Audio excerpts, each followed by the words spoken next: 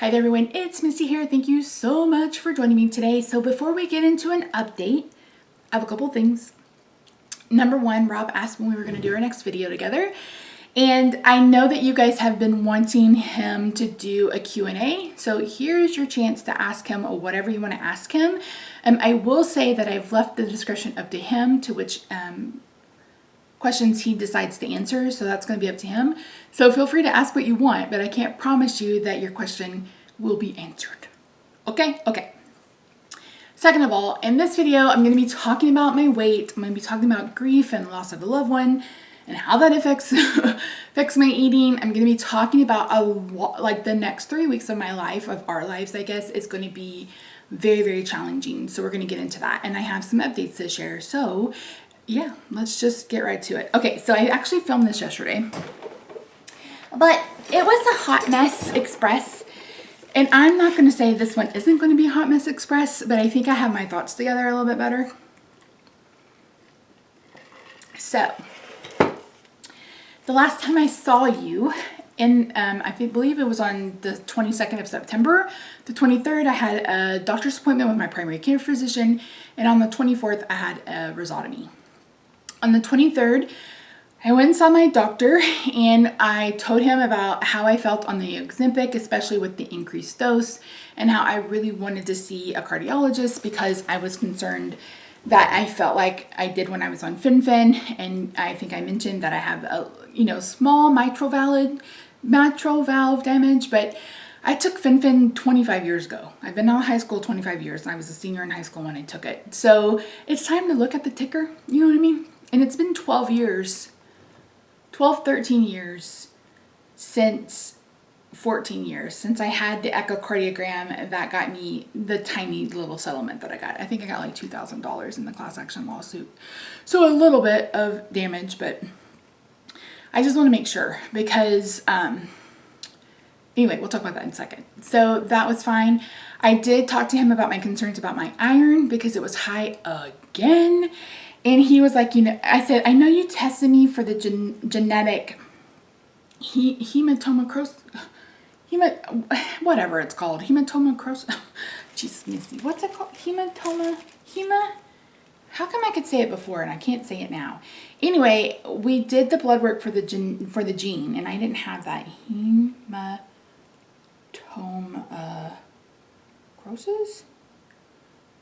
Hemochromatosis. Yeah, hemochromatosis. Yeah, it's basically an iron overload disease. And you can have it where it's genetic, but there's also where you can have it and it's not genetic, which I didn't realize until I did some more research. And he was like, well, just because your iron is high doesn't mean you have that. He said, but we'll run the blood work again. He said, but if your hemoglobin is high and your iron is high, then we need to get you to a hematologist. And I said, okay, cool. And then we talked about my A1C, and I told him, I said, it's going to be lower than what it was when I saw you last. I said, but my blood sugars are still running elevated. And I told him that I was being tested for Cushing's disease. So I think we talked about all that. So he did the blood work, and it came back. The iron was almost 200 points more than it was when I had my blood drawn like a week or 2 weeks earlier for my infusion. So we're talking like over 600 now, and my hemoglobin was high as well. So I got referred to a hematologist, and I see the hematologist in November. So took care of that, and he referred me to a cardiologist. I see the cardiologist next week. The next day I had my rhizotomy. If you're unfamiliar, I have a spinal disorder called OPLL, which is the ossification of the posterior longitudinal ligaments. How I can remember that and not my last name sometimes, I'll never know. Anyway, it's a disease which causes the ligaments that run vertically in my spinal canal to calcify. So they're turning to bone-like structures, and they're squeezing in on the spinal cord because I also have stenosis in all three levels. So your cervical, thoracic, and my lumbar. So I've been having issues with severe nerve pain. The 1st of August, I couldn't even get out of bed. I couldn't get off the toilet. I had to use the walker. I was in bed begging for pain pills, which is not something that I do. And if you've never experienced nerve pain, I just can't even describe it. It is the literal worst pain of your life. And I thought the worst pain of my life was my back surgery. Honey. A pinched nerve pain like that is the absolute worst because it hurts when you breathe, it hurts when you move, it hurts when you do anything. So we had already done some facet injections, was where they basically inject a steroid and they inject lidocaine to see how much relief you get from it. And I had that done like the very next week, so the 2nd week of August, and I got 100% relief, and it was immediate. So they went ahead and we scheduled the rhizotomy. So rhizotomy is where they go in, they basically kill the nerve. They kill the sensor that transmits to the brain that your nerve is in pain. And that's basically what it is. And I didn't ask which method he was doing because I didn't really want to know. All I knew is he was doing that. So I think I mentioned in that video that the nurse practitioner had said that he would wake me up, check, wake me up, check. That's not what happened. They put me down with whatever Michael Jackson had that killed him. Whatever. I fell asleep. I was asleep. And they went in and they did their thing. And they went from L1, L3 to S1. So a lot. They went like almost all the way down to my spine. And it has helped a lot. It has, but it's not 100%. And the place I have pain now is literally my spine, like the base of my spine. And it's because I have to sit on it. It's because of the OPLL. I also have degenerative disc disease. Like it's just a accumulation of all the things. So while the rhizotomy has helped with the nerve pain, for the most part, I still have a little bit. So I'm still wearing a lidocaine patch on my lower back. I will say now that I've had it done in my lower back, I'm ready to do it in my neck.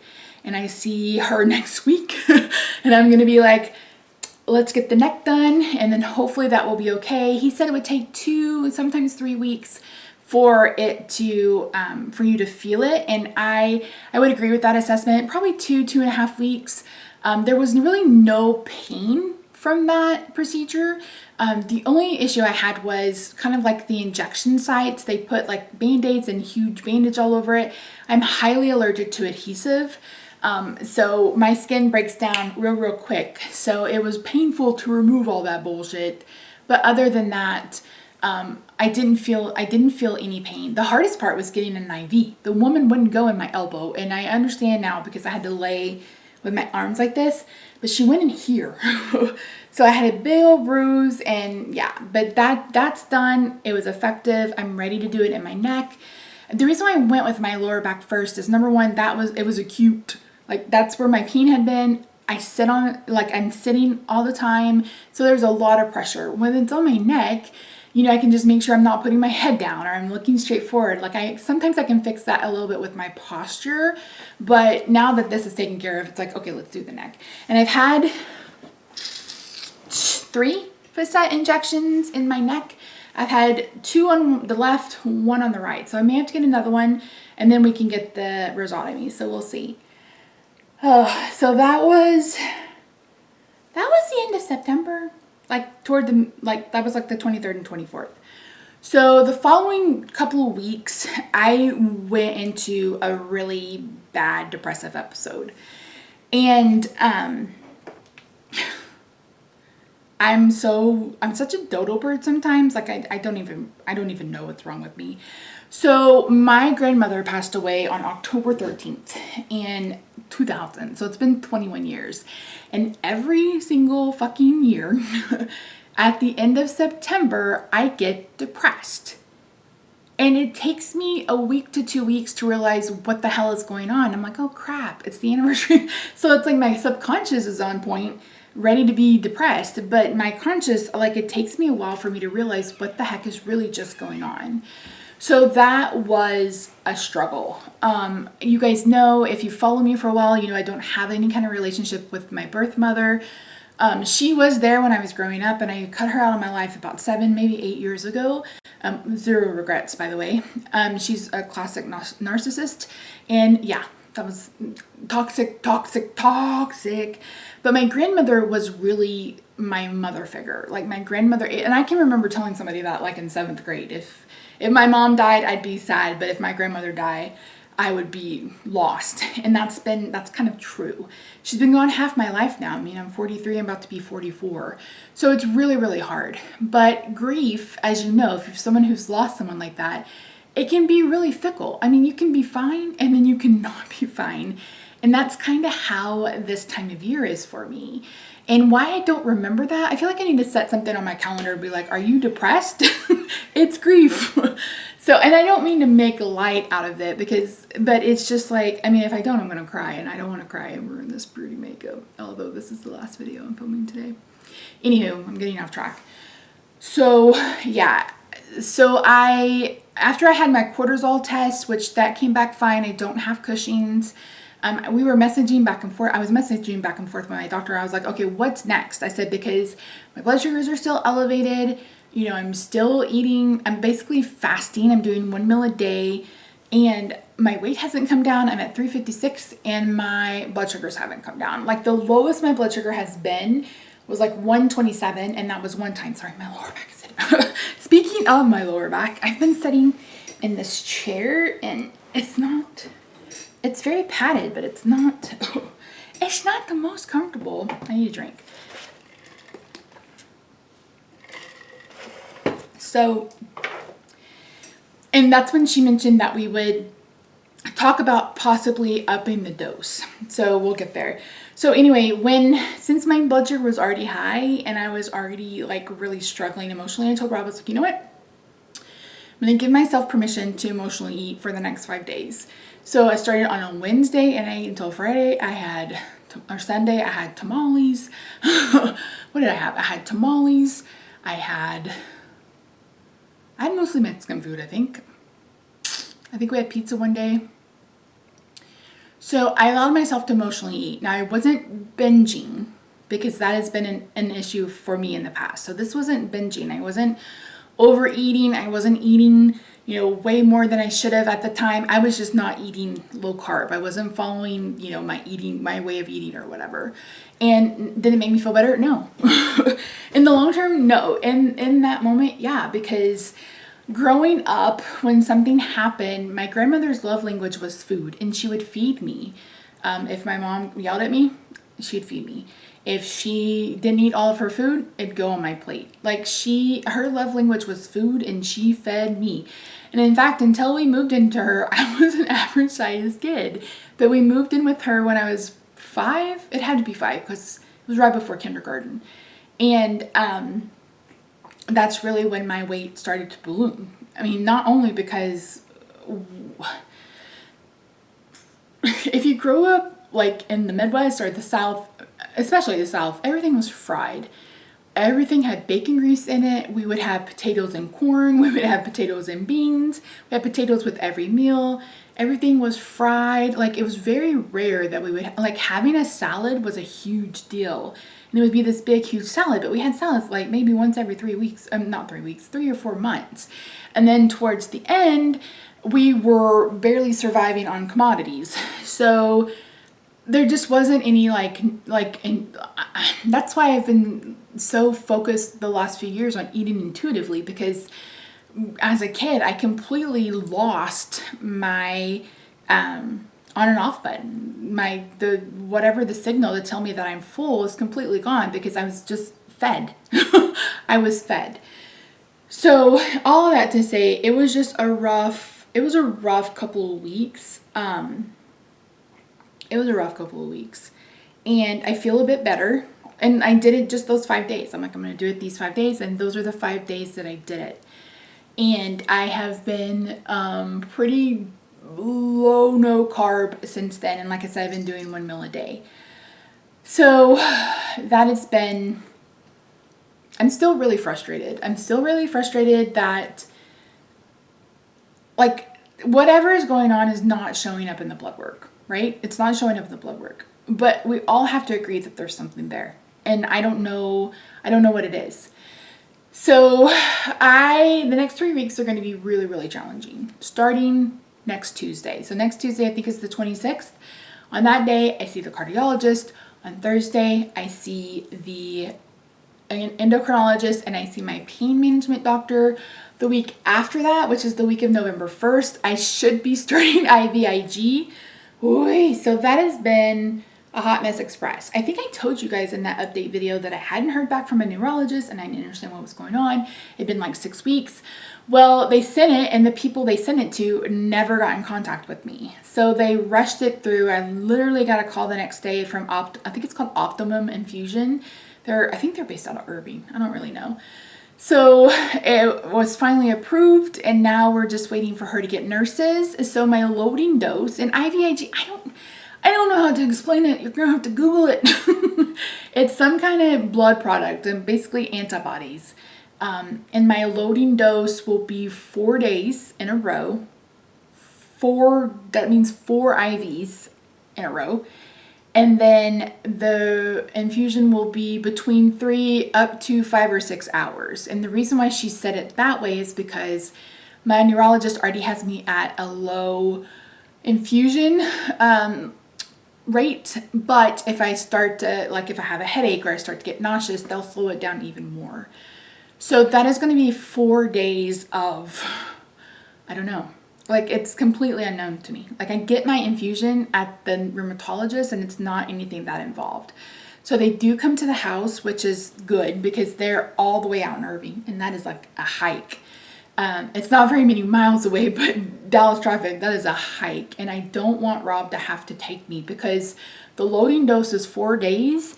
The maintenance dose is 2 days a month. So 2 days out of my month, every month going forward, I'm going to have these infusions, and then every other month I'll have a 3rd infusion thrown in because of the rheumatoid arthritis. So the week of the 1st is 4 infusions. The following week after that, it's 4 days of doctor's appointments and another infusion. So on that Monday, I see the hematologist. On the Tuesday, I see the neurologist. On the Wednesday, I see my rheumatologist and get my infusion. And on Thursday, I see the urologist. I'm really kind of bummed. I guess it's a blessing and a curse. It's kind of a curse because I was hoping to have my first round of IVIG done. We would know all of the side effects, how it affected me a couple weeks later. But unfortunately, she's going to see me the following week. But we will know how I did, how I'm feeling, those kinds of things. So that's why I say it's kind of a blessing and a curse. So you guys, I'm not really looking forward to it. I mean, I'm looking forward to more mobility. I mean, that's really what this is about. To being able to do things without just being 100% reliant on aids or like mobility aids or relying on Rob for so much. Like, I really hope I get some of my mobility back and my ability to like put on makeup or, you know, wash my hair or do something like that. I just want to have that ability back. But it's kind of like, oh, at what expense? My poor veins. They may have to use my foot to give me my infusion from my rheumatologist. So that's really about it. As far as my endocrinologist, I haven't decided how I feel about her. I do like that she got right back with me. Because I originally messaged her, I was like, okay, it's been over a week. It'd been like a week and a half and we hadn't gotten the results back from the Cushing's test. And normally LabCorp is like next day. And she's like, you know, we'll talk about it as soon as we got it. Then we got it and she said, okay, it's not positive for Cushing's. And I said, what next? And she said, well, we can definitely move up. There's room to move up on the Ozempic. And then she said, you know, we can talk about more when I see her. So I guess, I think my plan of action is to get through the next 3 weeks. Can we get through the next 3 weeks? And we're going to have Thanksgiving this year. It's basically going to be me, Rob, my brother, and my nephew. And if you haven't seen my nephew, where have you been? He's adorable. He's 6 months old. Yeah. he's about to be 7 months old. How is that even possible? He's starting to try to crawl. He's adorable. I'll try to remember to insert a picture. But they're going to come, my brother and him are going to come down for Thanksgiving. I think they're just going to order pizza and have pizza for that weekend. Because Bo and Rob love the same pizza place. It's Two Guys from Italy. It's off of 635 in Webb Chapel. Two Guys from Italy. The best pizza you will ever put in your mouth. Okay, anyway. So I think we're going to do that. And I was like, that's actually perfect, because after those after the next 3 weeks, I'm going to guess I'm going to be pretty damn exhausted and not in the mood to do a whole bunch of cooking and stuff. So yeah. So my plan of action, I don't know. I'm going to get through all of these doctor's appointments. I'm going to, this is just a consultation with the cardiologist. So I'm not sure if he's going to actually do any kind of testing while I'm in the office. So, let's get the echocardiogram done, which I'm sure they're going to order. And then he may even order a stress test, which I don't know. I don't know that I need one, but he's a doctor. But if we do a stress test, we go on nuclear with that shit, because we're going nuclear, because, oh my God, I had one where they injected me with adrenaline, and that I thought I was literally going to die on the table. That was awful. I wouldn't wish that on my worst enemy. But so yeah, we'll do that. And then I'll see the hematologist and get that blood work done. The hematologist is in Texas Oncology, and we'd gone there for I think one of their colon doctors or whatever. And it's, my grandmother died of cancer, and it's just hard to go there and see people who are suffering. And I know people kind of make jokes about it, but I am an empath deluxe, and just, it's really hard to turn that off and not just feel all of the emotions in the room. So I'm going to do my best, but get that blood work back and see what we can do about the iron. And if we can't get these things fixed, I'm just going to throw in the towel and call, not necessarily throw in the towel, we're going to pull a spade and call the Mayo Clinic and just see if I qualify for a visit. And if we could just get all the testing done at one time, that would be fantastic.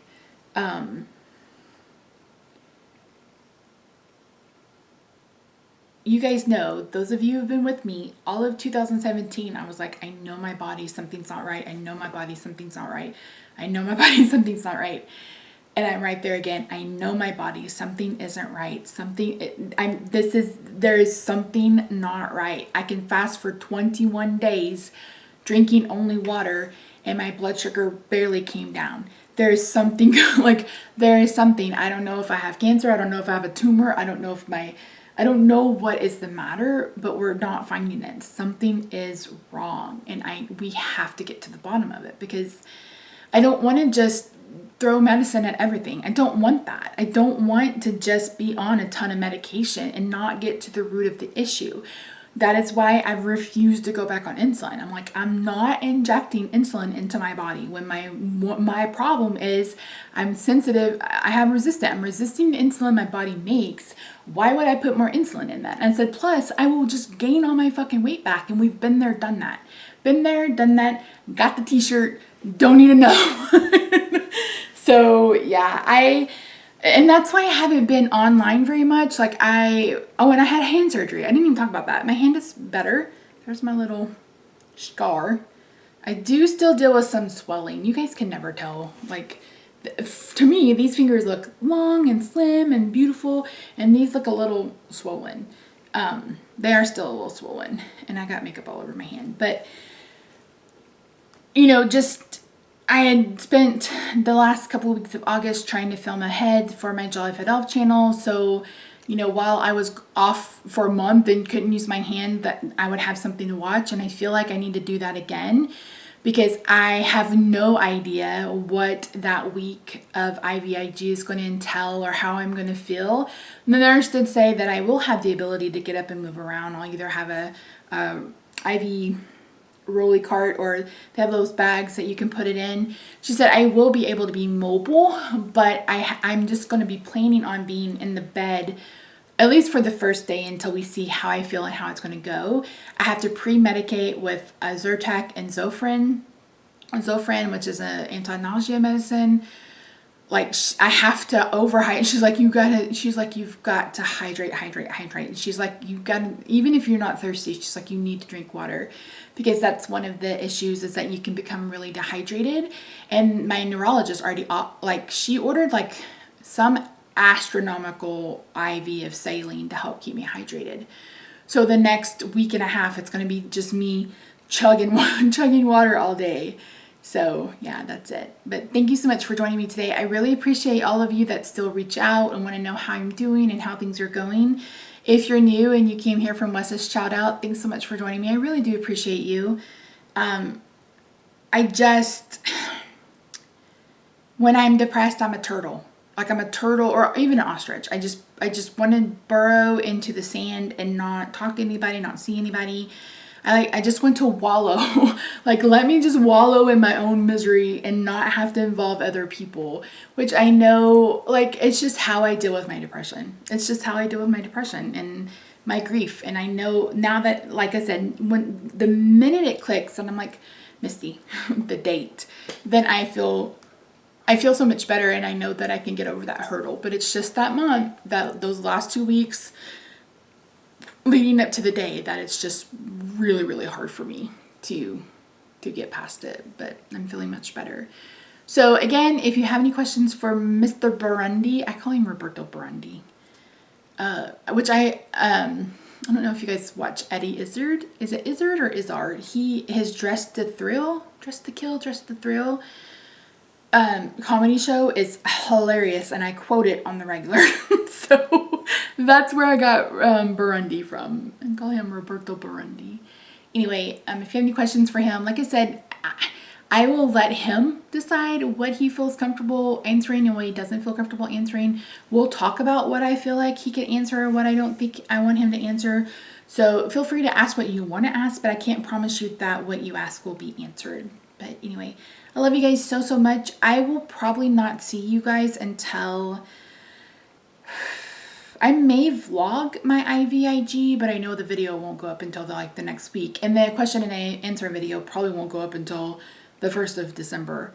And I gotta get started on my nephew's Christmas present. So I had this idea, because they're a couple hours away and I can't drive it. And my Rob works during the week, my brother works during the week. And I was like, what can I do so my nephew knows me, recognizes me, etc. So I bought, through Scholastic, because I used to be a teacher and I have friends that are still teachers, I bought like 15 or 20 different books, and I'm going to sit down and I'm going to film a story time for him with each of those books. So reading it, showing it to him, and then I'm going to give my brother the books for Boone's Christmas present. And then that way Boone has the books that I'm reading to him. I thought that would be a really good present, and something that I could do, and then some way he can see me. You know what I mean? So if you are wondering what you could get your family that's across the miles, reading books to them, just sitting down and have conversations with them, I think that's one of the best gifts that you can give. So yeah. All right, guys, I love you so much. I love you so much, and we'll just pray. Please pray. Please, say a prayer, light a candle, just send all your good juju my way. I really need this IVIG to work. I really need them to figure out what the fuck is wrong with me and why my iron is so high. Like, I really need answers. So let's hope that the next 3 weeks are, what's the word I'm looking for? I don't know what word I'm looking for. Brain fog, y'all. Brain fog. All right, guys. Bye for now.